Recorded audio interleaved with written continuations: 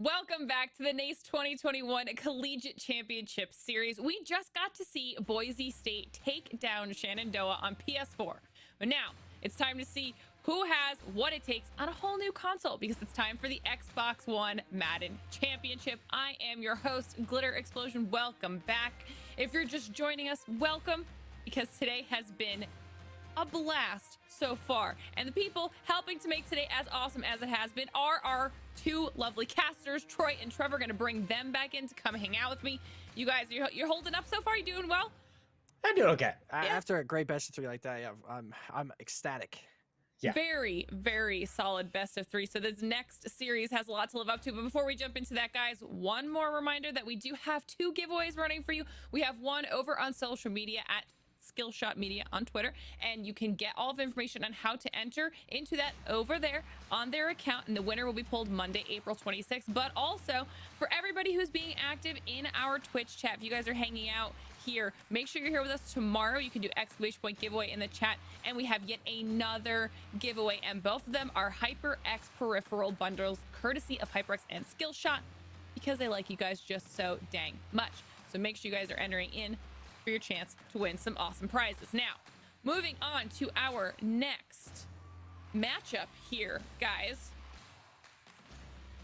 Yes. First of all, I just want your general thoughts about this. I was debating, immediately asking for your predictions, but I don't want to do that. I just want to know generally what you think about the two teams we've got coming up.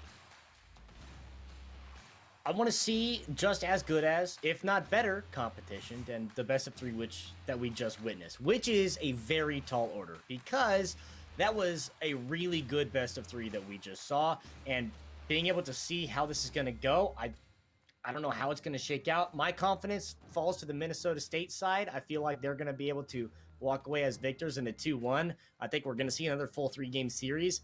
I just hope it's able to match what we just witnessed. Ooh. Okay. All right. So Trevor is leaning towards Minnesota State. And then Troy, what about yourself?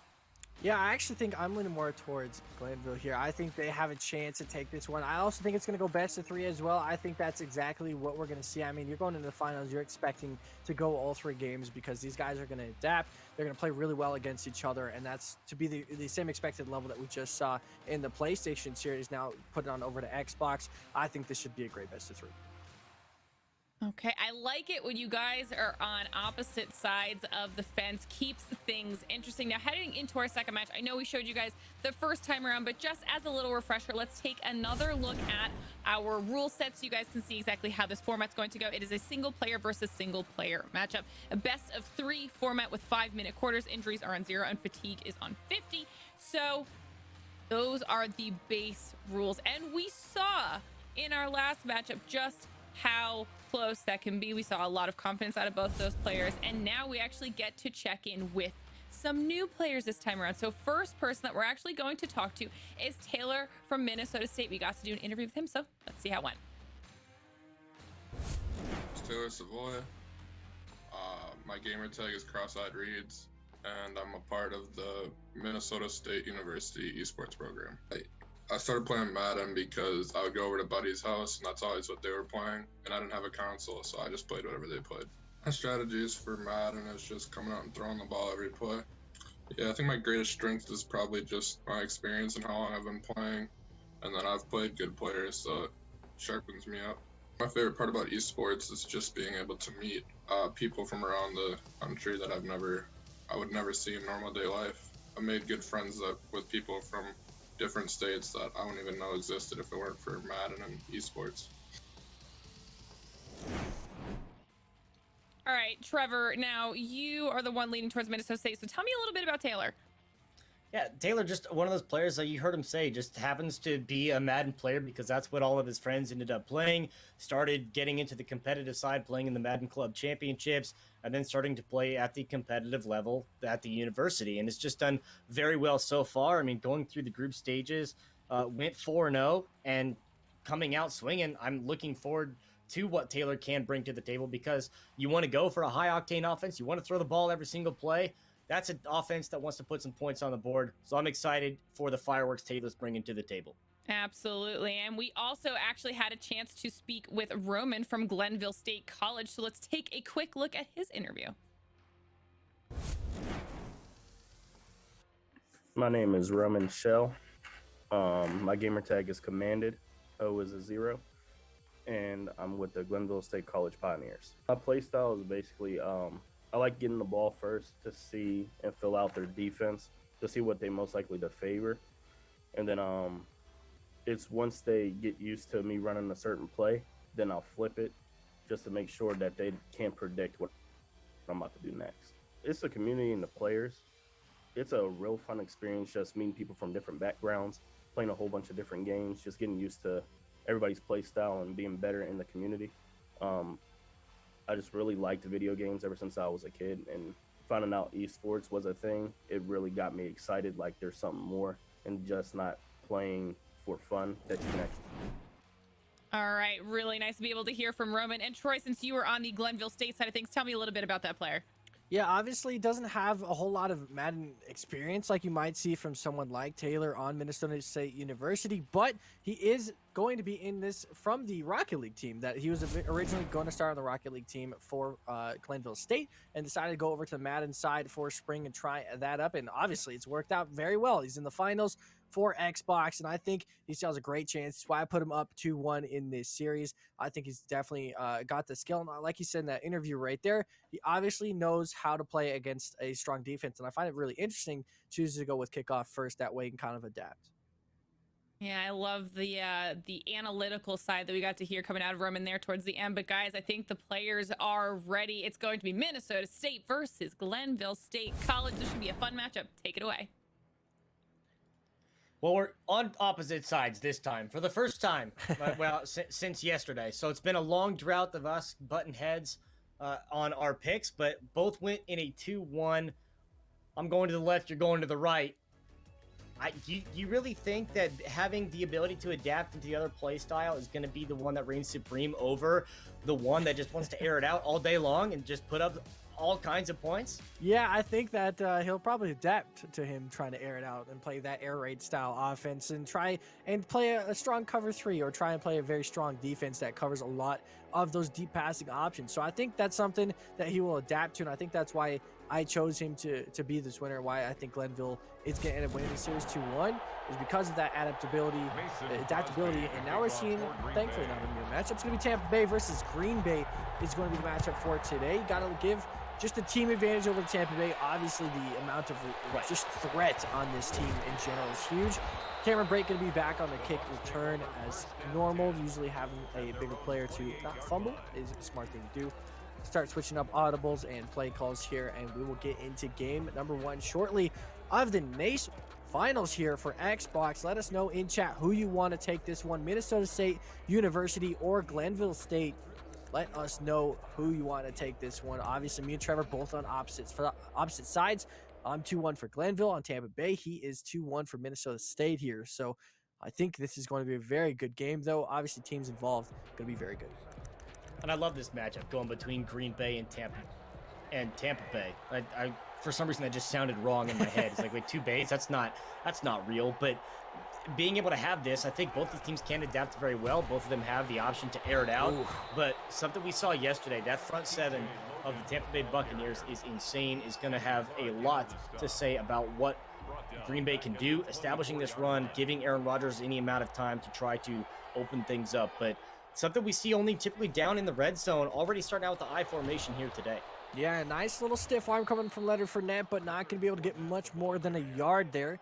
Just advancing the clock, but not advancing the play sticks too much, as it's still 3rd and 13 from that tackle for loss off the defensive line on 2nd down. So now Brady's going to be back here in the gun formation, trying to figure out how he can find an open receiver. But the good thing about this team is the kind of receivers you can have open, like Mike Evans downfield. Actually, Chris Godwin downfield is something you're going to find quite often on this team.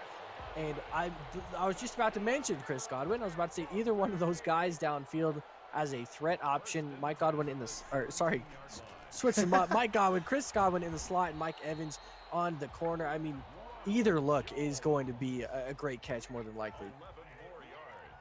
Yeah, having that many weapons on the other side, and that's why, like, immediately just seeing the teams loading in, I thought for sure that the one that wants to air it out Minnesota State With would be the Tampa one Bay. playing as Tampa Bay. So, like, that's the offense that's going to air it out because you have 17 different options of players that you can pass to that are all-stars at their position. Right. But instead, it's at the Green Bay side, which it talks about the geographical bias that we have. I mean, Minnesota, it's right up there. So probably a Packers fan. Also, just convenient that, well, they're next door neighbors. Listen, no one wants to pick the Vikings. You're not gonna, if you're biased in True. that area, you're not gonna want to pick the Vikings for Madden. So it's at least gonna be on the Vikings field at the end of the day, US Bank Stadium. But running goes through here from Ronald Jones. He's gonna punch that one in. The first 6 points of this series gonna go towards Glenville here. Making my prediction look pretty nice as we see 7 points going to be on the board here. The first attempt of the game turns directly into points. This is what he was talking about as well as what Roman said. He wants to get the ball first, wants to adapt to defense, and currently read him like a book. First drive, first points on the board. A great start, being able to get the points on, and the point that we talked about a few hours ago going into this about, getting the lead early, controlling the clock, and being in control of the game from there. So the fact Glenville's able to get the first points on the board, see what they can do from here as well to continue this on. But got to step up with the defense and the sense that Tampa Bay has a really solid defense. I briefly touched on it. Their front seven is really good, and it's going to create a lot of pressure here for the Green Bay offense to see if they can find something to escape that. Yeah, now we see Glenville going back into action, trying to group up on defense here. As Tampa Bay, you're seeing the trips offset once again. Rogers going to be in the backfield looking for an open receiver. We saw a lot of MVS in the last couple of games. See if he gets open now, but a drop going to be the start to this one as we see Aaron Rodgers not going to be able to connect on the first pass of the game for Minnesota State. So unfortunately, we'll see as this progresses what the progression is going to be. Goes back to I formation in an audible, trying to maybe get the run game going early. Going to switch that over to Aaron Jones and finds a gap. Nice audible going to work out for Minnesota State here as Aaron Jones going to rush for 12 yards. And a great way to start to implement that run. I mean, that's one of the biggest factors, being able to cheat the AI, because even then, try to get them to bite on any play actions after that. We saw the success that Green Bay's offense has, being able to find some openings in the secondary, getting in between the creases of the zone defense. MVS put up a career day in the first series on the PlayStation. So we know what this offense is capable of, and we know what Aaron Jones can do. He had 150 rushing yards in that first game of the last series. So yeah, certainly wide open can down the get middle away of the with it. field. You're going to find Tavon Austin with an easy catch. Had so much space, no one really paying attention to him, so that's going to equal a 24-yard advantage towards Minnesota State getting some points down the field. Would this be the first shootout that we've been able to see? Because we have had some pretty decently low-scoring games. I mean, even 20-ish points on both sides is relatively average scoring, but throwaway here from Aaron Rodgers going to mean a 2nd and 10. But this is definitely looking like both offenses came to action here. And like you said, if he wants to play that air raid kind of offense, go downfield quick, that means the opposing side is going to have to answer with quick points. We see Valdez-Scantling able to find a catch there only for a yard. Advances just slightly upfield. 3rd and 9 on the 39-yard line, so still pretty deep in out of field goal territory. We would like 5 to 10 more yards here. Try and secure this one with Crosby. Rogers out to the right once again, looking for an open receiver. Has a tight end right down the middle of the field. That's going to be Tunyon there for another decent gain. And in first quarter already. Wow. Yeah, a lot of quick game here as we see it down to the second quarter, but that is going to be an advantage, of course, of Minnesota State as they are looking for some points here on the board for the second quarter. Kickoff did, of course, go to Glenville, so you would expect them to have points first. And Green Bay going in the second half with that kickoff, going to give them a good advantage. Nice hit stick come through, doesn't force a fumble, but at least stops the gain from Aaron Jones, getting a little bit more than 2 yards. There's a huge hole right there for Jones to hit, and just a really good user control to come across the line of scrimmage to be able to get that hit and not let Jones get more than a few yards past that. So being able to stop that one is pretty huge. And their positioning that they're in right now, we've seen crucial red zone turnovers that have been detrimental to in-game results. So being able to take care of the ball here and capitalize on this to make sure you come away with some points is the most important factor for Taylor and Minnesota State right now. Audible to the run once again as Aaron Jones going to find some room, but a hit stick fumble means that Vita Vea is going to pick that one up on the defensive line for Tampa Bay. Glenville with a massive turnover there, forcing a fumble. Aaron Jones had a great run, picked up about 10 yards, and then gets trucked at near the goal line and forces a fumble there. Nice hit stick coming out from Roman on Glenville. That is a huge turnover. Getting him that close to the line and then just taking his dreams away. Absolutely insane to start this game, but that is going to put a great Glenville opportunity right over the middle side of the field. Ronald Jones going to find a quick reception for 12 yards.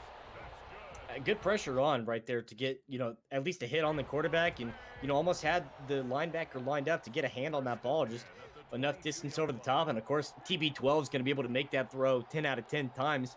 So reason he's a 7-time champ in this backfield. So seeing what Brady can do, already up 7-0. The pressure's on. No. What a pick. That's gone. User alert from Savage, and he's going to taunt his way to the end zone. A crucial mistake at the 10-yard line equals an easy pick 6 for Green Bay's. Minnesota State is going to find their first points of the game on a defensive recovery here after making a offensive mistake, quickly capitalizing on the 7 points that he missed out on. Taylor and Minnesota State University going to be happy about those points. Yeah, great capitalization on that. Just watching on the flat, the zone already there. And we've seen a lot of this user control in that shallow secondary and following those players, trying to read where the quarterback and the mind of your opponent, really, where Roman and Glenville is looking, being able to just watch that one that's an open receiver lurking out there. And it's a short field, so just no one else in front of you. And Tom Brady's not going to be able to cover that distance. He's one of the slowest quarterbacks in the game. Yeah, a little bit older in age now. Nice little moves from Tampa Bay running back Logan. Going to find a couple of joystick moves as he's going to be able to find the corner and find the first down there. Nice little joystick movement coming out from Roman there for Glenville State. Tampa 2 offense looks like going to be the case for Minnesota State here as they come back in that cover 2. I formation once again, definitely getting this running game involved with Logan here, choosing not to go with Ronald Jones or Leonard Fournette as the rushing option and instead going for Logan. So very interesting choice there. Could have just be a speed difference. Chooses to like his play style more than one of the others. So that is going to be the case for now, but so far not too bad as he's gained a couple of good advantages the last couple of runs. Now going back to the 2-back formation, we do have Leonard Fournette here waiting in the lurk. Nice little fake play action there. Going to give Leonard Fournette some option and a broken tackle as he just trucks the defender in front of him in some open space. Another first down here for Glenville State, looking to put more points on the board in a very rapid-fire first half. Yeah, Fournette is he's one of those guys that he's going to do something like that. He's a very large back, and good heads up by Roman, just making sure to hold on to that ball, not giving that handoff, and letting Rojo get that block for the at least valve out there to Fournette to get some gain out of that yardage. So good decision making there for Roman. Pick up the first down and a short gain after. And of course, if Glenville State scores here, it's very nice, going up 14-7 at the half, while Minnesota State gets that kickoff return as Green Bay in the second half. It would be very nice to have that opportunity going forward. Leonard Fournette with a quick dump off pass action there with Tom Brady. Going to bring it up to a 3rd and 6. Something we saw a lot of in Fournette's career as on the Jags especially. Not a whole lot to find, just going for quick dump off passes, and it works out a lot of the time. Get you that going for an aggressive pass, though. Maybe a call in some pass interference, but Chris Godwin, other than that, still not going to be able to catch that one. 4th and 6, potentially deciding on what he wants to do here. On the 41-yard line is very odd. You don't mind giving this over on a turnover on downs. So he is going to try and make this a conversion. Quick man coverage press and maybe a blitz here coming out from defense. As you see a wide open couple of receivers, but he throws into coverage. Maybe not the choice there. We saw a couple of open receivers running towards the right-hand side. Decided to throw into coverage, tried to get his great receivers into action there, and doesn't turn out well. So balls turn over on downs here, back in the hands for Minnesota State. Yeah, certainly had the options, going up on the receiver directed to the right, but instead throwing into quadruple coverage, just not the best option to go for. Floating it up as well in a dangerous position. So either way, that ball's going to get turned over, whether it's the interception or the turnover on downs. But good defensive execution to make sure that that drive stopped in its tracks. Sending Devontae Adams on a potentially really good streak route there, but not going to find any. Instead, just going to find the running back there for an easy catch. And that is going to be another first down conversion as Aaron Jones finds his first reception of the game for 13 yards. 7-7 still the scoreline. Second half almost over with. A minute and 6 seconds left as that ticks down. Both teams with both timeouts, or all 3 timeouts left available. Still trying to get downfield, at least score 3 points before halftime. Aaron Rodgers with quite a bit of space, but finds just an open receiver there on the edge. Thought you're going to step out of bounds, which is not exactly the worst thing. Got 5 yards, stopped the clock. Still able to get some time without wasting any timeouts here. Seeing it's very aggressive man coverage coming out for the defense. Downfield pass over to MVS on the sideline. No shock there. We saw this in previous games. MVS on the sideline just clutches up. Another 20 yards there for Minnesota State. Corner routes have been killer all day long, whether it be MVS or Tavon Austin on the receiving end of it, and has done very well to move the ball very quickly. Very fortunate to get that one, not the fumble. Not the fumble, not the interception. Yeah. Got a little close to a little bit of everything, maybe a sack too, but got out of that situation. It looks like maybe choosing to audible into a run, potentially going to a stretch run. We'll see that is going to be the play here as he notices only 3 in the box, potentially 4 or 5 in the deeper pass, but there's a lot of room for Aaron Jones to find, and he is going to be able to find that. 10 yards there for Aaron Jones. First timeout to come through as well. 3rd and 1 with 31 seconds left. Has to make a short conversion. Only 3 in the box again. Has a chance and might audible this to a run. But instead of going to audible this to the pass in the same formation, I like this play because he probably thinks it's going to be a run at this point on 3rd and 1. So might find an open Tunyon in the middle for a touchdown. Does almost have that option, but instead, fumble's going to be recovered. But a hit stick fumble once again. Going to bring that ball back from a first down. Tampa Bay going to decide to use a timeout here. And should it be a field goal taken, but it is 4th and 1 if you want to get aggressive going into halftime. Injuries are off, but I'm putting that man in concussion protocol. He just got leveled. There's no way he's still conscious. No way he is. I mean, he's still on the field, so good enough to see him there. But we do see a 4th and 1 try and conversion here. Minnesota State going to try and just get more points on the board. No options there. Going to just throw it in the end zone for a touchdown. Not even getting the 3 points. Does not get a touchback, though. That's a little bit dangerous. Obviously, a great interception to come through from Glenville State. But you are on the 1 yard line. It gets a little scary from here. If you're not able to get rid of this ball quickly, you definitely don't want to take a safety. Any amount of points, as long as you just get rid of the ball and get the time wasted here, you should be fine, which he does. He finds Ronald Jones here on an out route, able to get the first down, and that should be the end of the half. It looks like he might still want to go for something deep. Calls a second time out there with 9 seconds left, but potentially a 7-7 scoreline going into the second half. A great start here for both schools, being able to get in this one. Just unfortunate that turnover. A couple of them, red zone crucial possessions, just can't quite get where they want to be. Another completion, though, moving down the field, another timeout. So it's a long stretch. This is a long pass for a Hail Mary, but no timeouts. You're not going to get the field goal. You got to get 6 if you're going here. Yeah, and that's going to be planned, but obviously you can see the deep coverage here. Cover 4 coming out from the defense and playing the middle linebacker. Going to be trying to use your lurk here. Does find an open receiver, but like you said, not enough time, no timeouts means that is going to be the end of the first half. Shout out to the sponsors. We're going to take a quick break as we get into the second half.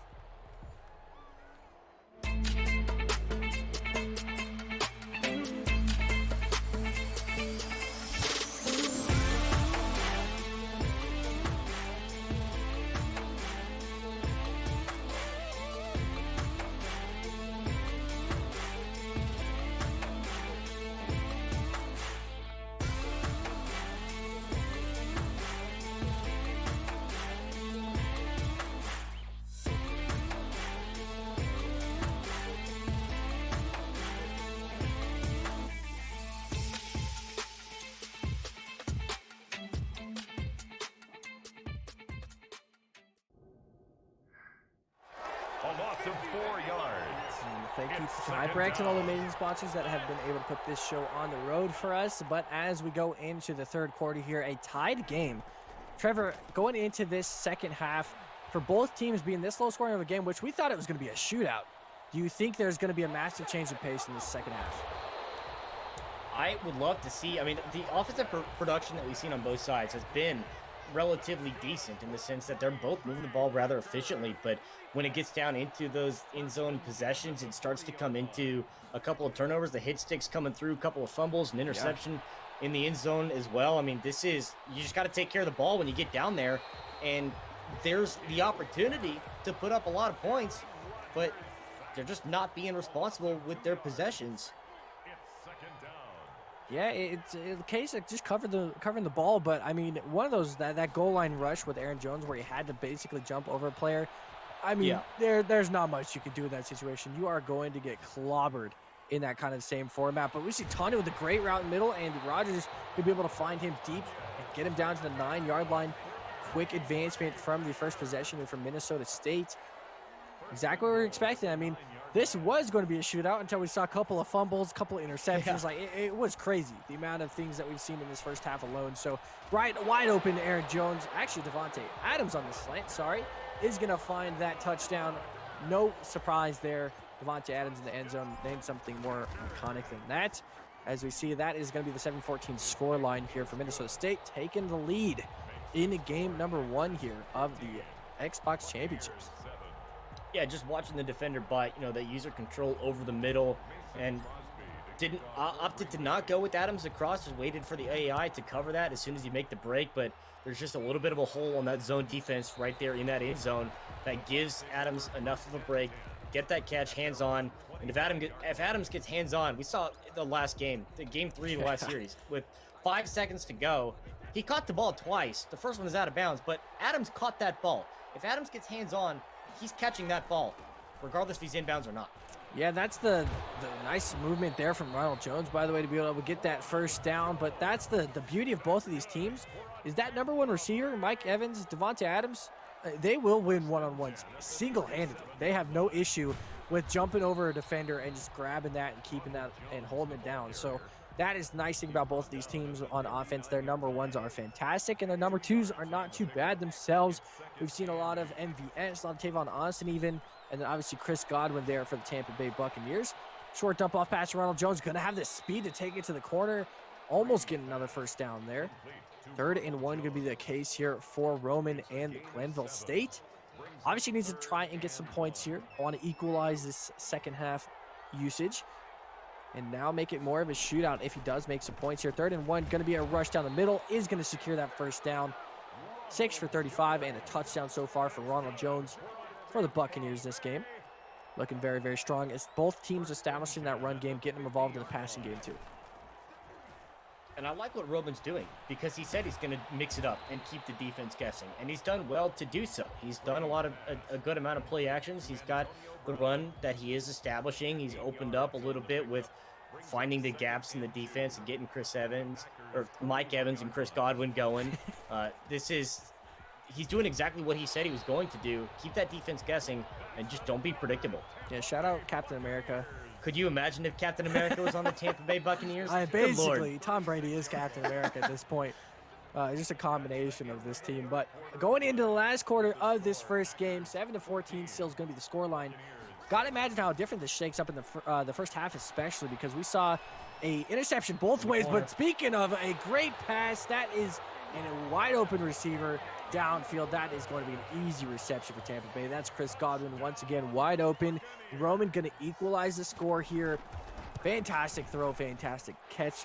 Buccaneers equalizing this, and now it is a equal playing field. Basically 0-0 going into the last quarter of the game. And we can only expect some craziness to ensue after what we saw in the first half, which is what I was about to mention for that great pass, is that this would have been a different scoreline if both teams didn't throw an interception at the 10-yard line. So both teams getting very aggressive around the early parts of the game, and now maybe trying to fix that going to last quarter. Yeah, and being in this position to get a 14-14 game going into the fourth quarter, I mean, as I said, they both have moved the ball efficiently. They've both gotten a good amount of ground covered, and the fact that they've only scored 2 touchdowns each is kind of the surprising factor because of those costly red zone turnovers. And looking to see what Minnesota State can do with this possession, if they're going to chew the clock and try to put the points on and not leave any time for Roman on the other side, or if they're just going to go down and try to score as fast as you can.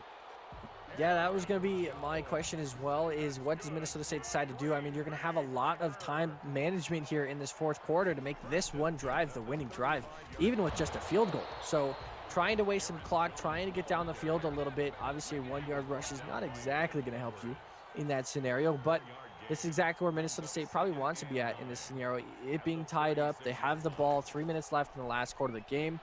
Plenty of time still to work with here. Nobody open, though, means Aaron Rodgers going to have to throw that one away.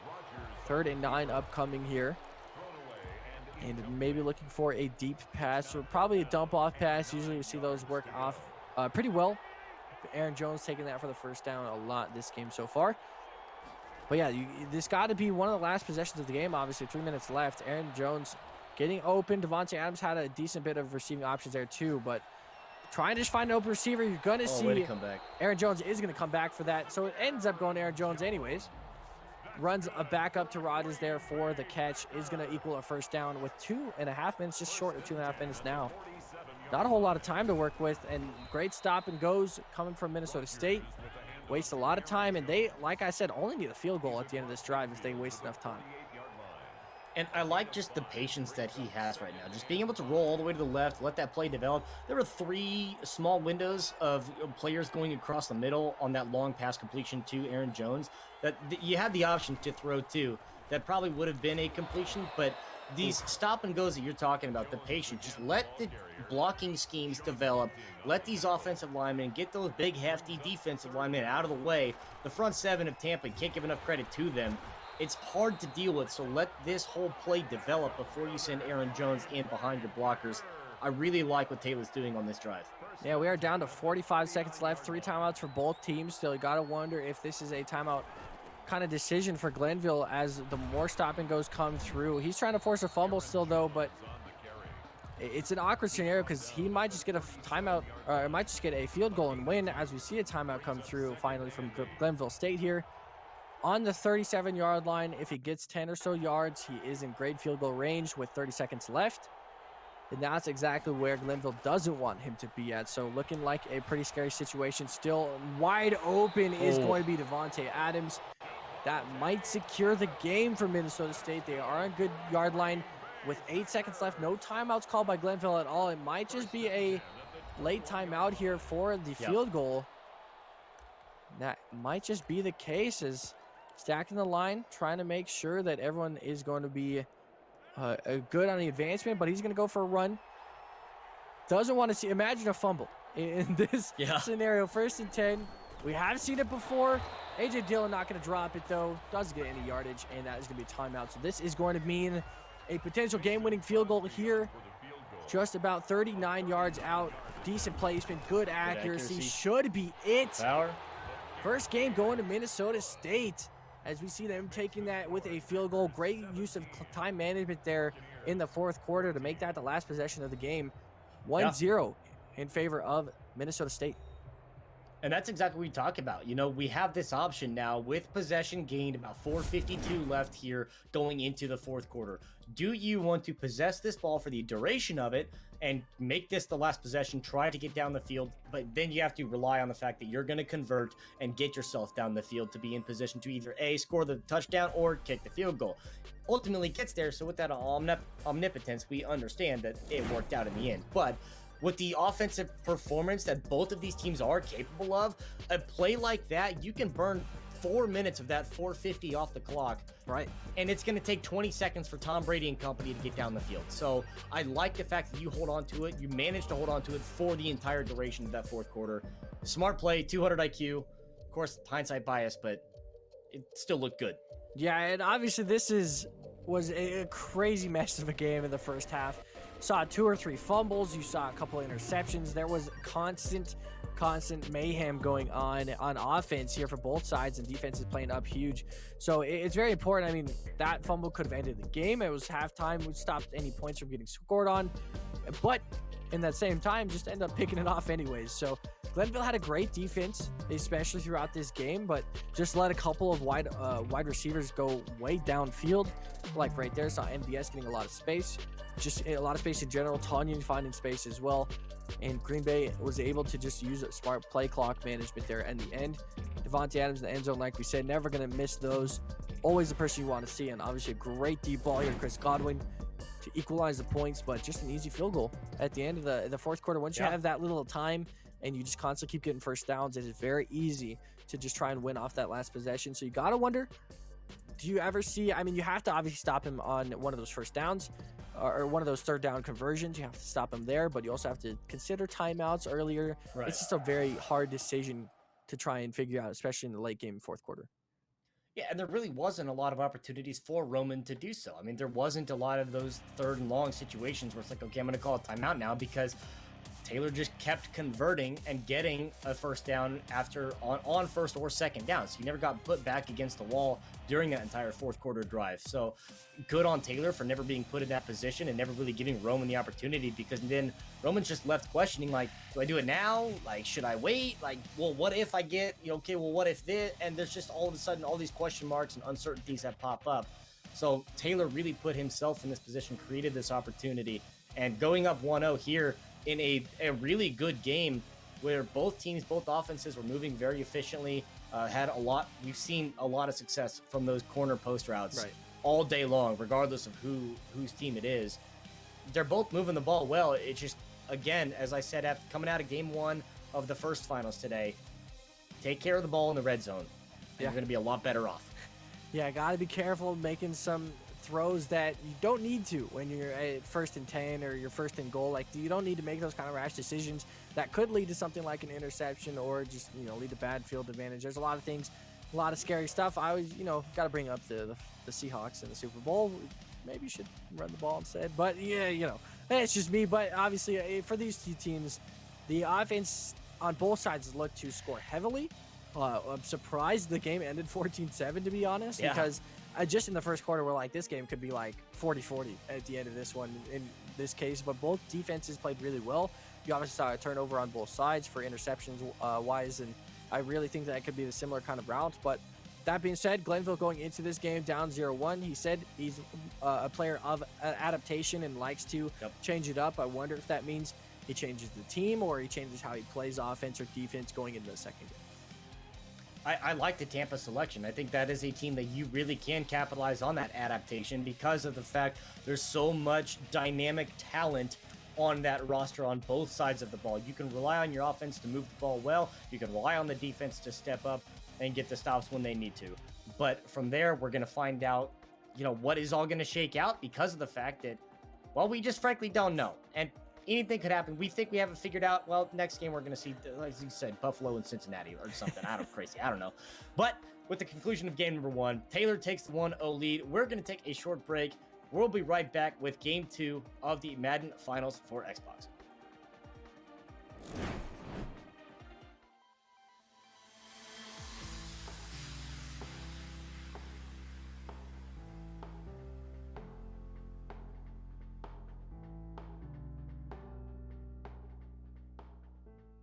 My name is Jackie Lamb, and I'm the head esports coach for Minnesota State University, Mankato. If anyone is interested in our university, you can definitely head over to esports.mnsu.edu and check out our varsity program. We're in our inaugural season. It's just so exciting to see all the students compete and then progress and expand. Taylor is a junior. He's an accounting student, and he just loves Madden NFL. He is a great player to watch. It's really exciting when he has games that are really competitive and he pulls through at the last second, and we're all like, oh my gosh, that's so exciting. I can't believe you just did that. The whole university is really backing him, and it's just great to see.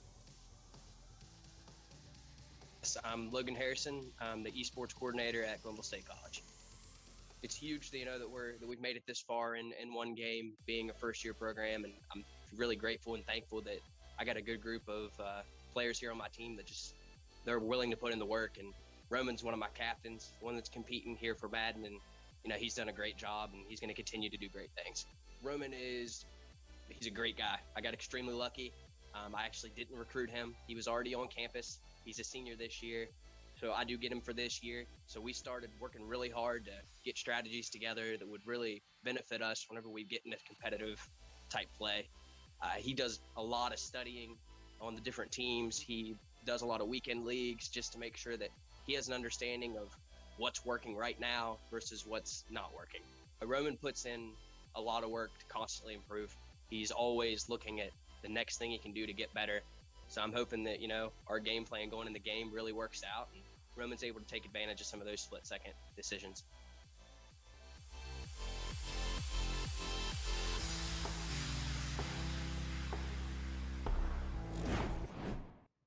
Welcome back as we get ready for game number 2 of the 2021 Championship Series here for Madden on Xbox for the NACE Championship here. Of course, my name is Troy Pipcast Welling. Next to me, Trevor Confused Caribou McNeil. That way. Other side. And we are getting ready for game number 2, of course, with Glenville State versus Minnesota State. Minnesota State ended up taking that 1-0 lead just barely in the fourth quarter. 17-14, the final score. Great use of clock management ended up just leading to a field goal for the win. Game number 2, I really am expecting more points out of this game. Obviously, both defenses played well. Both had a good turnover, but these offenses look mighty strong on both sides. Yeah, assuming we go with the same team matchup. But either way, the yard production that they had, the way they were able to move the ball really well, you could expect more points. On the other side, we have the Green Bay Mirror matchup. Even those were close games. The highest total we saw was 21 twice. Yeah. But, at that point, you're still looking for at least 3 touchdowns. If in a Tampa Bay versus Green Bay game, just like 3 touchdowns in the first quarter, like for each team, maybe. I mean, with the 5-minute clock and accelerated clock, it's probably going to be more difficult in Madden, Right. But these teams certainly have the capability to put up more points on the offensive side. I think that just shows what these players are doing on the defensive front to be able to stop that. Regardless of how many net yardage you're allowing, you're still making the stops when it counts. You're not letting them get to the end zone, not letting them even have a chance to kick a field goal. So props to both sides for their defensive performance. But at the end, the point I talk about, get ahead early to be able to be that person that can control the clock and then just run it out. Taylor didn't necessarily have to get ahead, but with a tie game, he just controlled the clock, run it down, kick a field goal. That's easy dub. Yeah, it is. It should be a very well played out game. I'm very excited for game number 2 as we get underway here shortly. Minnesota State, of course, up that 1-0 advantage. We're going to once again back to the US Bank Stadium for the Vikings. Going to be the same matchup as well. Tampa Bay Buccaneers versus the Green Bay Packers. Kickoff going to Tampa Bay again. I was going to wonder if he decided to stick with the same strategy. Obviously, he said just something he's normally used to doing. Wants to receive first. That way he can adapt. Now he has a whole game under belt.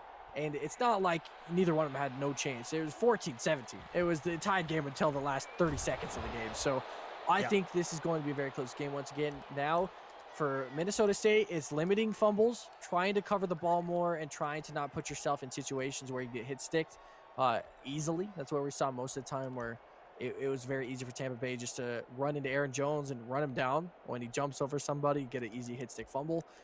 And then the same thing go over to Glenville is don't want to make any aggressive mistakes, because that one interception that they threw that game, that Roman threw, end up leading to 7 points and tying the game. So it's very crucial mistakes like that, even if it's just one, that a good player will capitalize on. So these players trying to play game 2 with no mistakes. And I already like, what Glenville's trying to do here, and Roman trying to get some movement on the ground. And then, after the one run by Logan, go back to this 2-back set with Brady in the gun. It just opens up the options you have. Very fortunate to get that ball out of Brady's hands right there. But, still opening up your options with the personnel you're putting on the field. And the fact that you're also utilizing Logan. I mean, we've talked about it yesterday, the stacked roster that this Tampa Bay Buccaneers team boasts. But this defense right now, Taylor is just bringing the heat. Yeah, and that is almost an automatic 3 and out in 30 seconds of the game. We see a great defense coming out from Minnesota State is going to mean the ball is just handed back over to him in just a minute's time in the first quarter of the second game here. Obviously, winning 1-0, you don't want to be in that situation as Tampa Bay, so he's got to clamp down on defense here and try and stop this progression from going through as well. We know Minnesota State has a great run offense. We see Aaron Jones used a lot. Great time management as well. So this should be a good drive come from Minnesota State. The contrary to that is if Glenville is able to force a fumble, able to make him throw into coverage and try and make him make a mistake. That is going to be the ideal spot that we're going to look for from Tampa Bay here from Roman on Glenville State, is to see if he can force a turnover or force a mistake out of Minnesota State here. Throw goes over to midfield. It's going to be Tunyon able to catch that one for 10 yards. No real worry there when you're throwing to Tunyon in wide space. First timeout going to come through from Green Bay, it looks like. Didn't like that rushing play option. Didn't want to leave Tunyon open again and keep going that way. And obviously fatigue is on, so you don't want your players getting too tired on offense either. Now we're going to see Aaron Jones back on the ball. Once again, finding quite a bit of space, getting about 20 yards there. 17 yards going to be the official count. And this is what we're talking about, the dynamic duo on Minnesota State, Aaron Rodgers and Aaron Jones. Aaron Rodgers finding great receivers and Aaron Jones finding great space. As we see, finding great space is going to be MVS in the midfield. Man, oh man, if MVS played like this in real life, he would be a star receiver. He is absolutely dominant for Green Bay in the last few games we've seen. Aaron Jones, the same. Gets 5 more yards there. And fantastic drive already for Minnesota State in just a little over a minute and a half.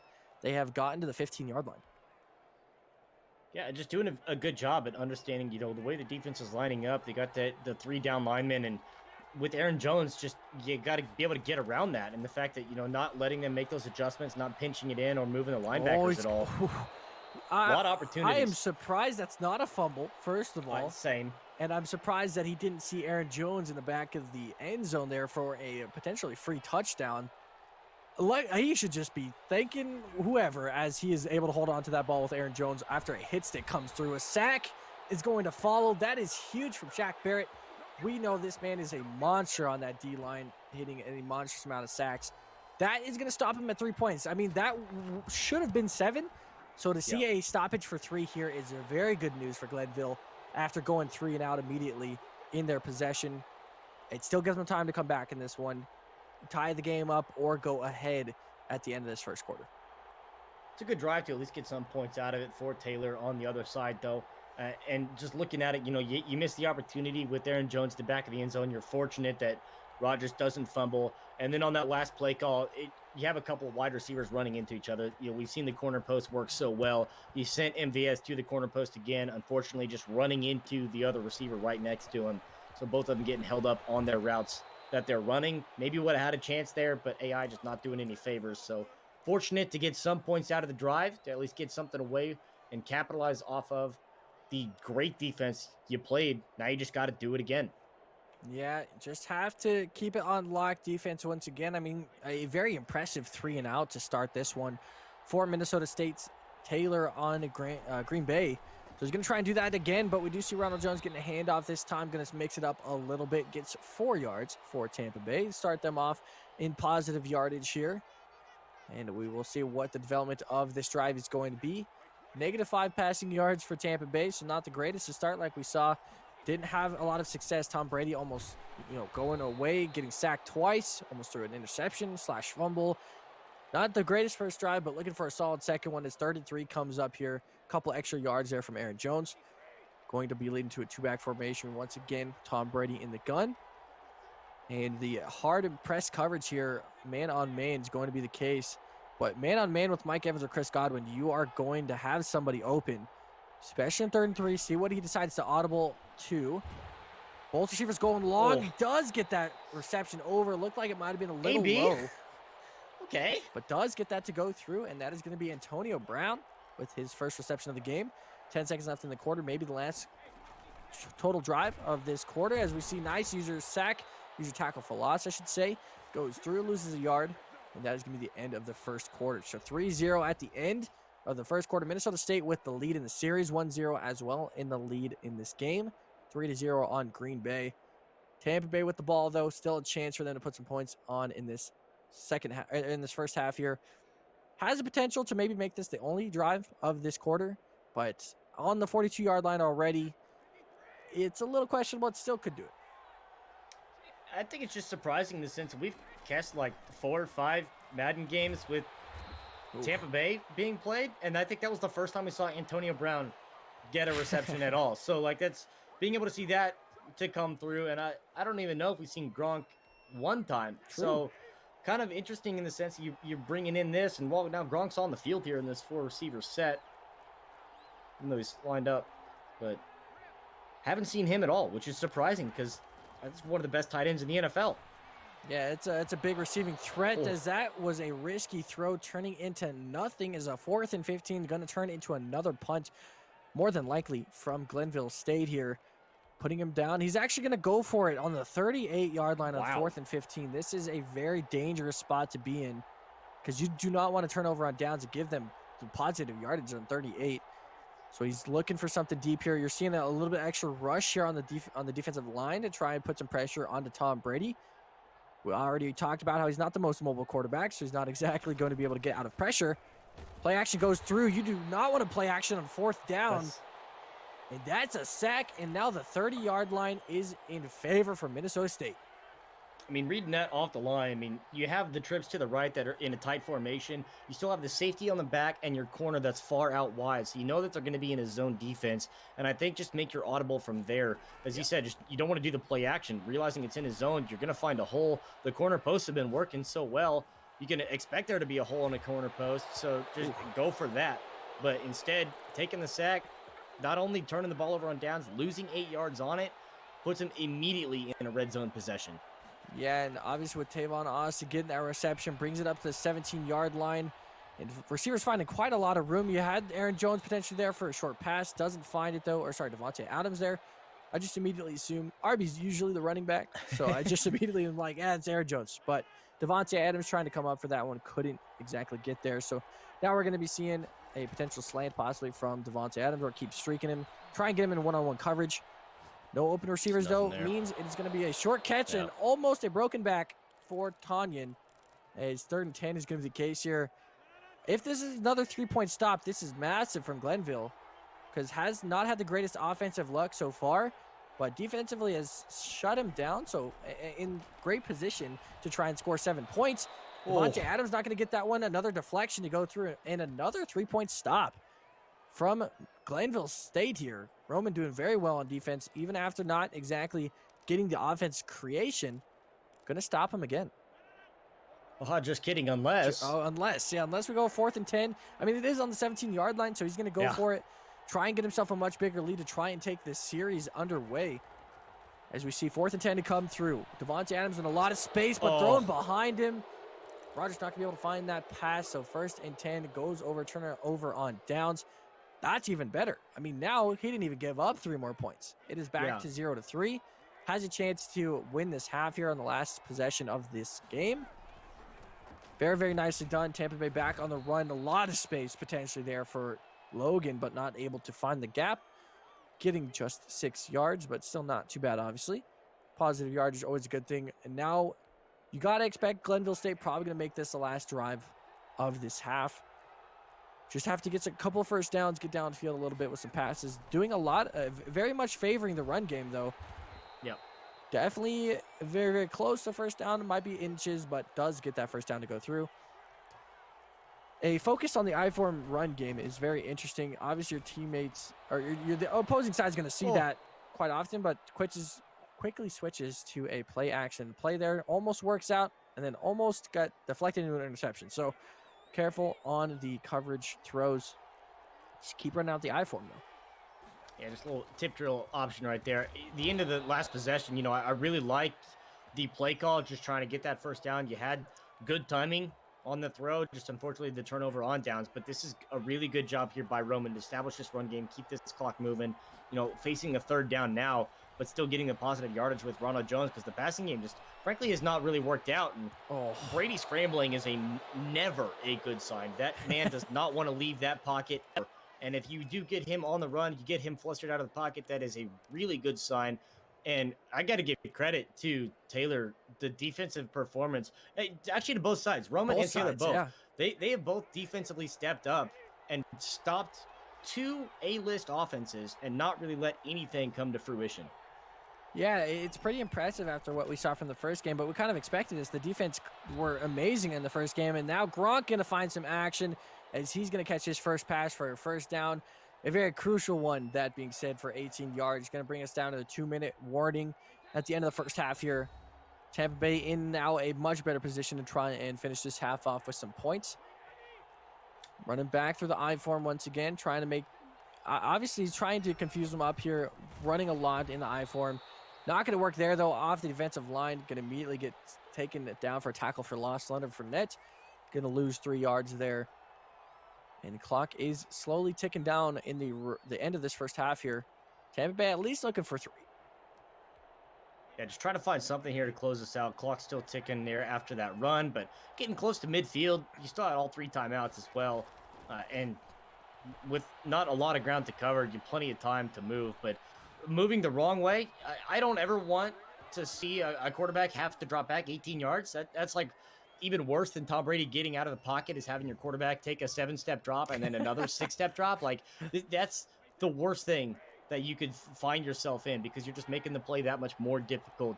So good for Minnesota State and Taylor to have that coverage to not really let Brady find any options. But he just knows when to blitz. These play actions just not working out. This passing game is finding a very difficult time getting going for the Tampa Bay Buccaneers.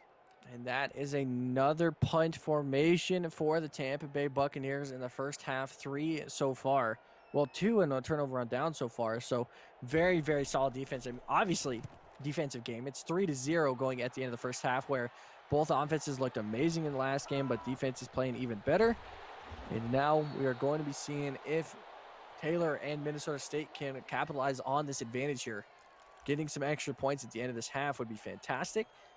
1 timeout, not the greatest. Minute and 19 seconds left. Has a lot of those corner routes we've been seeing a lot today.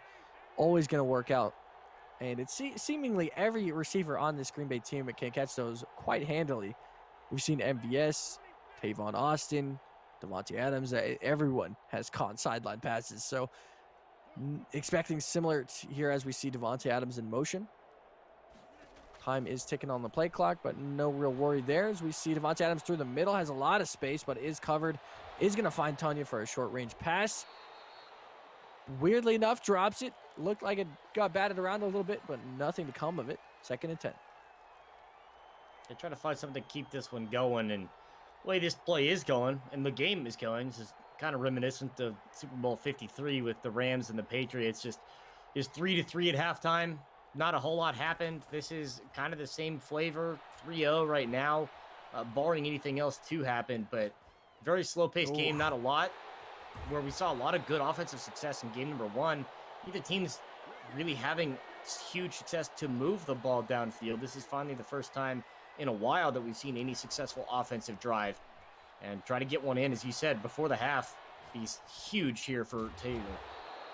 Yeah, able to find another pass there, I believe, to Tavon Austin. So that is going to be another first down. Final timeout used. So 35 seconds left on the 36-yard line. Not going to have any more timeouts for the rest of this half. Looking at corner routes, as you see Davante Adams maybe setting one of those up. And same with Tanya. He's got Tanya wide open on the sideline, able to find him and go out of bounds. 30 seconds left. Huge conversion right there. Gets him to 1st and goal within 30 seconds here. And now suddenly looking to be a very strong finish to this first half for Taylor and Minnesota State. Tanya 2 for 38 on the day.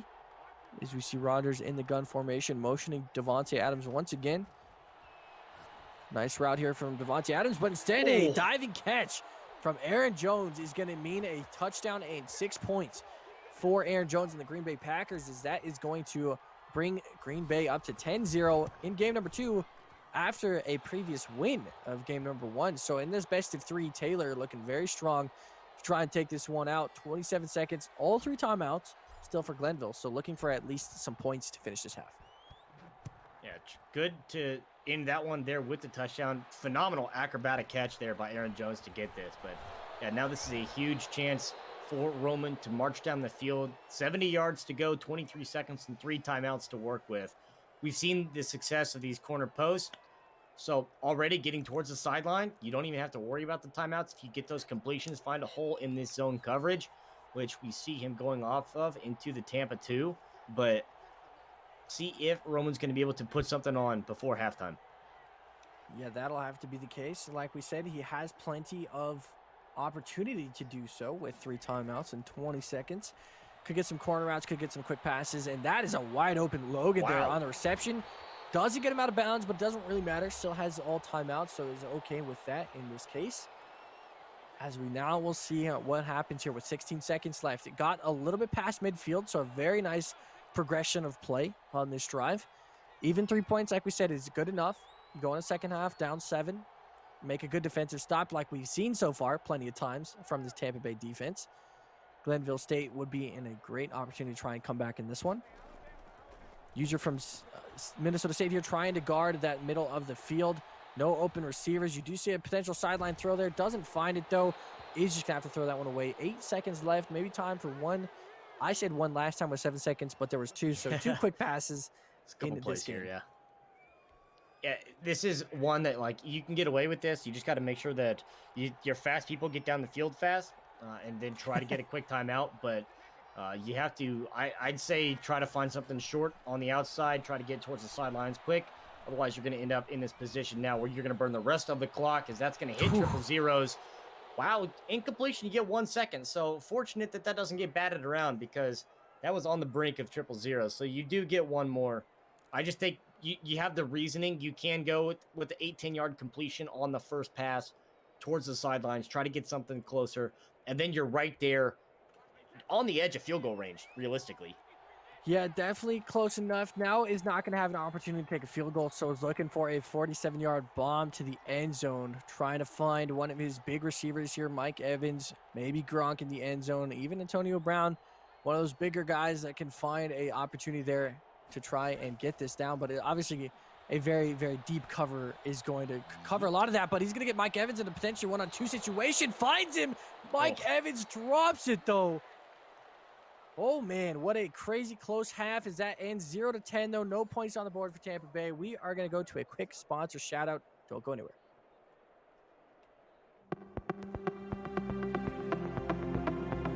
There's one crucial question that you must ask when interviewing. What type of concerns do you have in moving me forward in the process? This question is critical for a few reasons.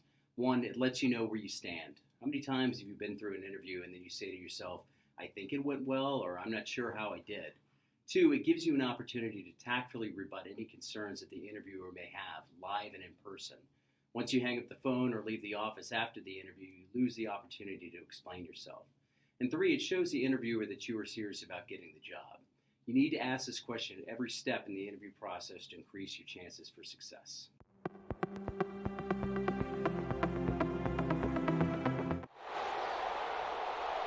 And welcome back as we get into the second half of this game. Of course, kickoff does go in favor of Minnesota State. Tampa Bay did start with the ball, so 0 points in the first half with the receiving yardage is not going to be fantastic, but still, I mean, got very close with Mike Evans in a 1-on-2 coverage to try and catch that one for 7 points. Would have been an insane finish to that half.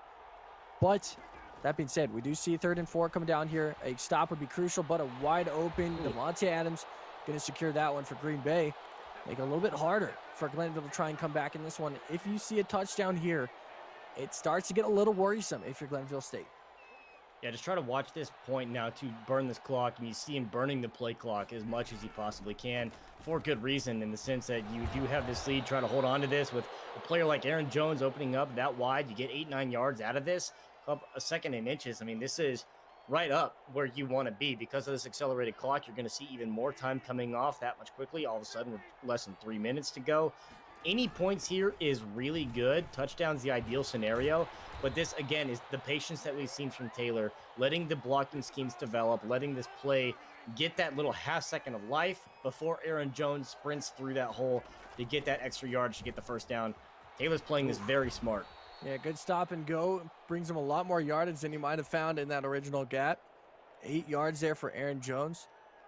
And like we've seen so far, good time clock management can win you games. And he's already in positive field here and has more time off the clock. Aaron Jones going to find even more.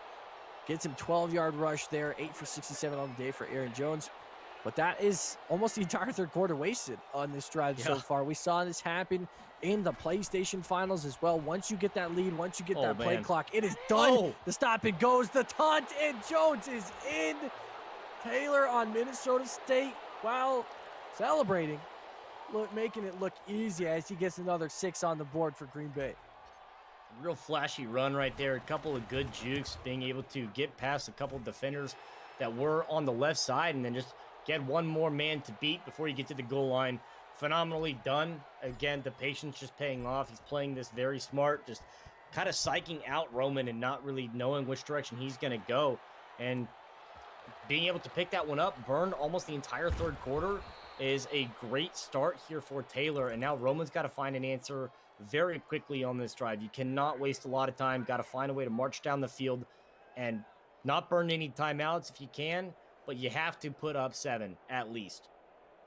Yeah, try and get it back between a 10-point game instead of a 14-point game would be ideal. And you probably want to get that in the next 48 seconds. You don't want to go to the fourth quarter, wasting some time in the fourth quarter on one of these drives because you're still 3 scores down. You need a quick drive here, and running the ball, it's not going to give you a quick drive. Instead, Logan only going to get you 5 or 6 yards there and going to waste some time off the clock. So still deciding to go with the run, even though it has not exactly given them some great picks, and the U's are coming in for the tackle, stopping Logan in his tracks once again.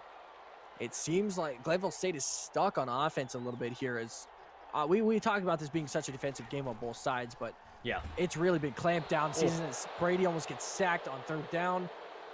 4th and 4 again. That was 30 seconds. And Green Bay is already putting him in a 4th and 4 conversion. Yeah, and then this is a situation I think you just got to go for it regardless of where you're at on the field. He does have the offense coming back on. Make sure Tom Brady knows it's 4th down. I know he's had issues before, but just got to make sure you get something past this. There are no 5th downs here. I don't care how many Super Bowls you've been to. Yeah, whether it's 20, probably more than the scoreline so far. But we do see a nice throw over the middle side of the field to Chris Godwin. Going to hold that one down, get down to the 46, and that is going to bring us to the 4th quarter. 3 seconds left, so time will tick down.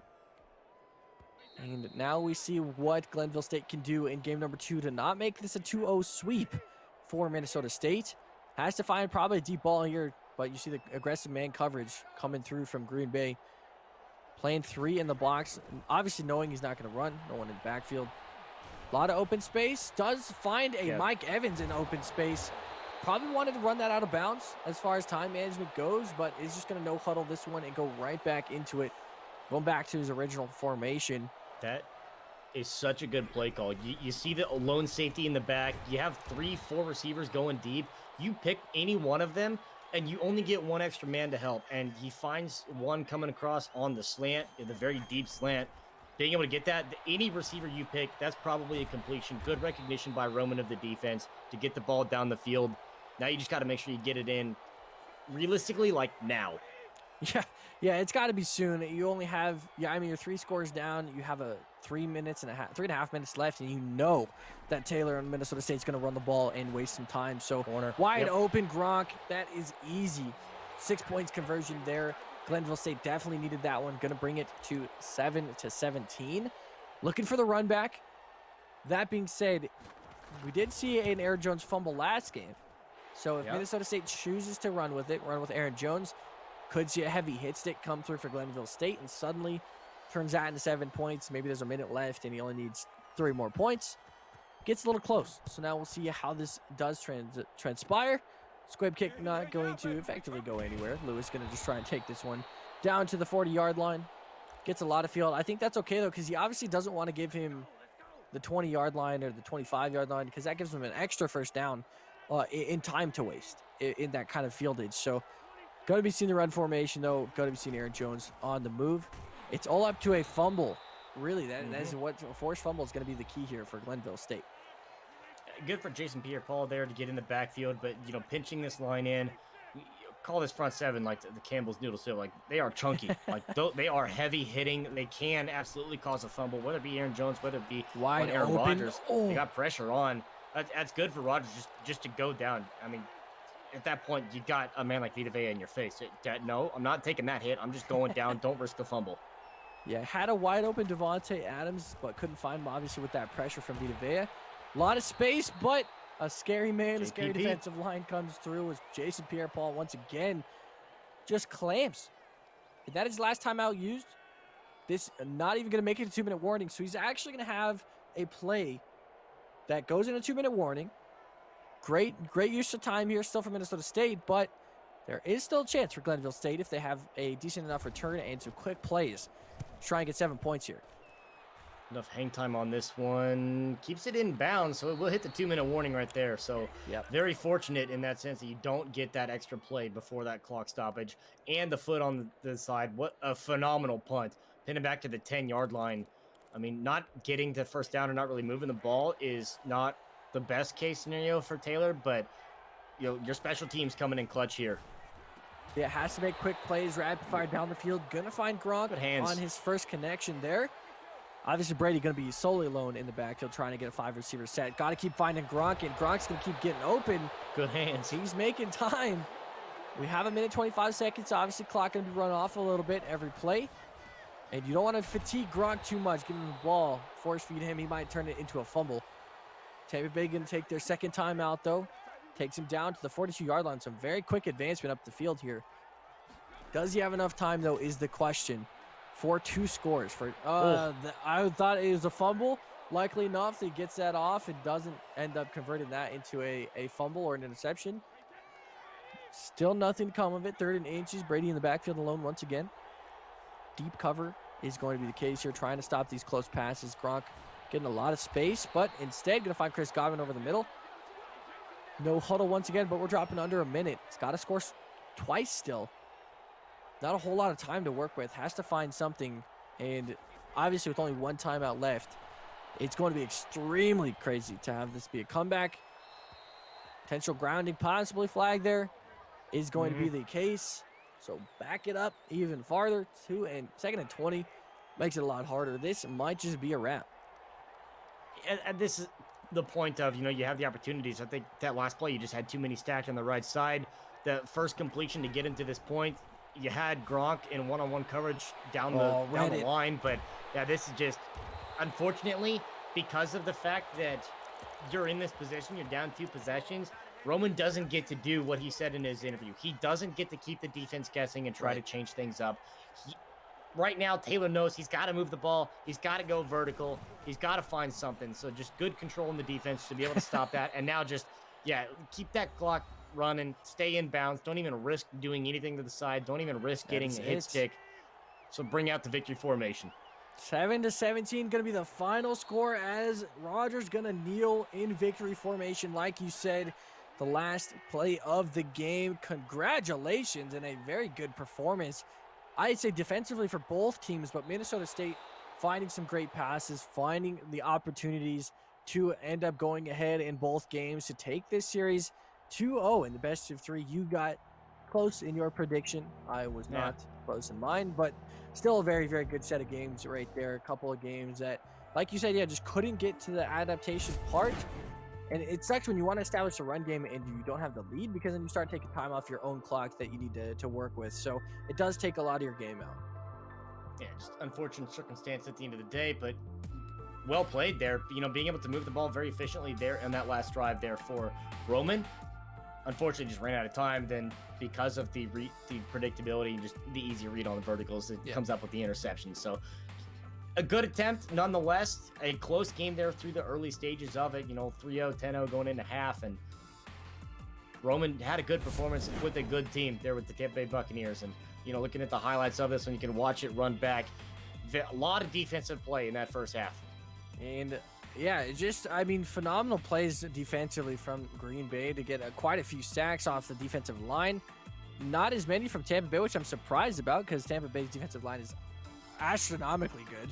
But obviously finishing the half here with 7 points was fantastic, putting him at such an advantage going into the second half here. Aaron Jones with catch of the year almost in that same kind of formation. But it does come down to just this play that was dirty.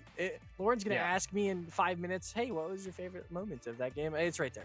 It is that stop and go, and then the celebration to stop and then go for it as like a way to taunt Juke. It was nasty, and it put him obviously ahead 17-0 at that point. So it was a very good game too. Yeah, it really was, in the sense that we went through game number 1 and how close that one was. Burning the whole fourth quarter down into a 3-point ultimate victory for Taylor, and then coming down and a little more commanding victory there in game number 2 with the 17-0 up until the point of that last second touchdown. So both sides did very well. And I'm really glad that you have your game moment you already know to answer Lauren, because now I'm like, what am I gonna pick? I can't even think. There's a pick what six. Happened? The pick 6 at the 10-yard line in the first game. That's too far away. Okay, No, well, you want something in the second game? I don't remember that far back. Yeah, we got to go second game for sure. Aaron Jones' diving catch. That was a good one, but that's so predictable. There's a lot of that's good, like Sports Center top 10 can't do that. No, I can't. If Mike Evans caught that 1v3 in that coverage, I mean, like, it was like a 1v4. Yeah, even if he lost, it's like I feel like he still gets down with that one, and I feel like I've seen him do that in real life. Mike Evans is definitely a phenomenal player in coverage, but Very, Yep. very good games. Obviously, 2-0 going to go in favor of Minnesota State. But to bring us the good part of the show, we have Lauren back with us, of course. Oh, Captain, my captain. Welcome back. What are you As- guys doing? Just You're casting. already talking. You're already talking about the things. Oh, Ruined I your thought we were questions. getting your pay cut. Isn't that what we agreed on? No, Oh. I am the captain of the ship, so these are the rules. Okay, Well, I'm all ready right. for your question now. Well, Trevor couldn't pick, Exact, true. so instead of asking you specifically what your favorite moments were from this game, I'm gonna give you a little hypothetical. Ooh. Compare the PlayStation series to the Xbox series, and who do you think would come out on top? So we're going between Wasey Williams right now and Taylor Savoy, Minnesota Mhm. State versus Boise State. I think in that series, because then they'd both be playing Green Bay. True. Yeah, again. I'm gonna give it to Wasey. I think Wasey. I think it's a 3-game series, but I think Wasey does walk away with that one. I just think that the way he was playing in his series was able to kind of capitalize on the offensive firepower that they have, that the Packers offer. And when it comes down to a 1-on-1, I think Wasey would be able to take it. Maybe. What about you, Troy? It's so mean to put us. Laura, what about you? What is your predictions for these games? I'm gonna put us in the hot seat.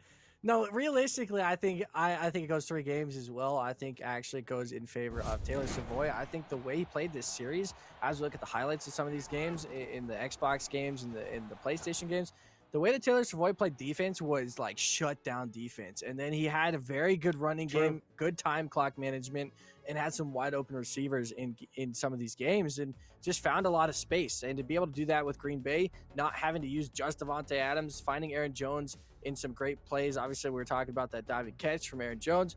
Utilizing your good players is what you need to do. And that's why I think that series would be crazy fun.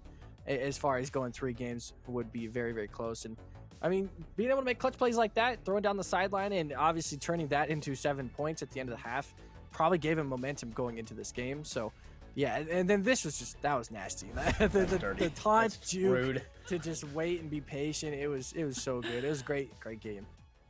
Okay, well, guys, you smashed it so far. That was a great way to close out our Madden Championship Series. And of course, none of this would be possible without any of our sponsors. So thank you so much to them. Thank you to Microsoft ATL, eHire, HyperX, and Queens Gaming Collective for making this event possible. Now, we have our final Madden champion of the night. So big congratulations to Minnesota State on winning the second Madden matchup on Xbox against Glenville. And thank you so much to our wonderful casters and of course to Glenville and Minnesota State for participating in our event and putting on a show. Now, while we've wrapped up our last Madden matchup of the night, we still have so much more in store for you all. When we come back, we're going to be switching the games up just a bit and moving on over to FIFA, starting with PlayStation first. So don't go anywhere.